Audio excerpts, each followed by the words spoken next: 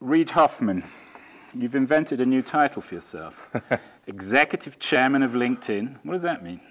Well, I think the title has existed before, but whether I may not be using it the way that it's been used before. But the basic idea is I'm chairman, but actively still involved in the operations of the company. So you're trying to have your cake and eat it, basically. Retire and not retire. Well, if retiring ends up going to the office Tuesday through Friday, then then I don't look forward to retirement. But it's basically I don't have any direct reports, and Jeff Weiner runs the company. But I can work with Jeff and executives across the company on various initiatives, and I spend the majority of my week there. I always get the sense when we've talked in the past that you're ambivalent about throwing yourself into LinkedIn. I guess the executive chairman role reflects that ambivalence. Well, I'd say I have no ambivalence about LinkedIn.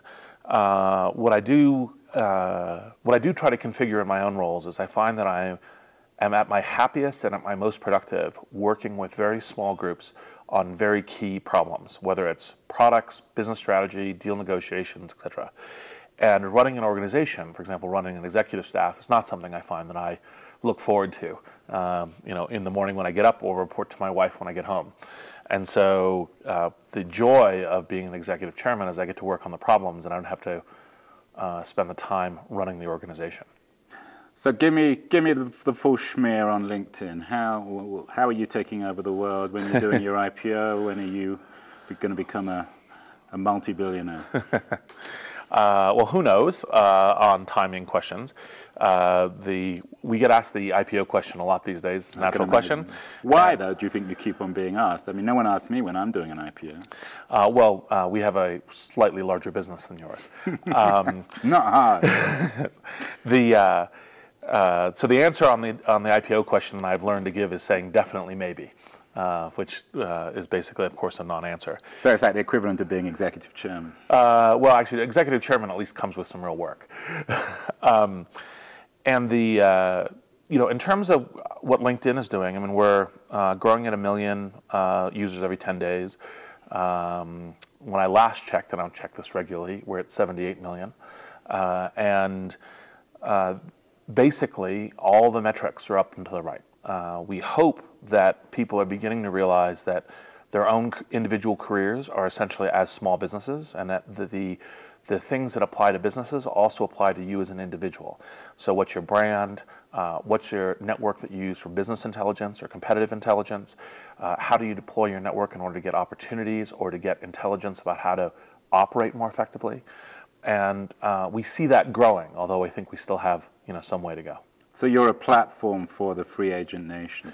Definitely that, but actually part of what we think goes beyond that is that even employees who are employees for 3, 5, 8 years also need the same set of tools that the free agent nation needs.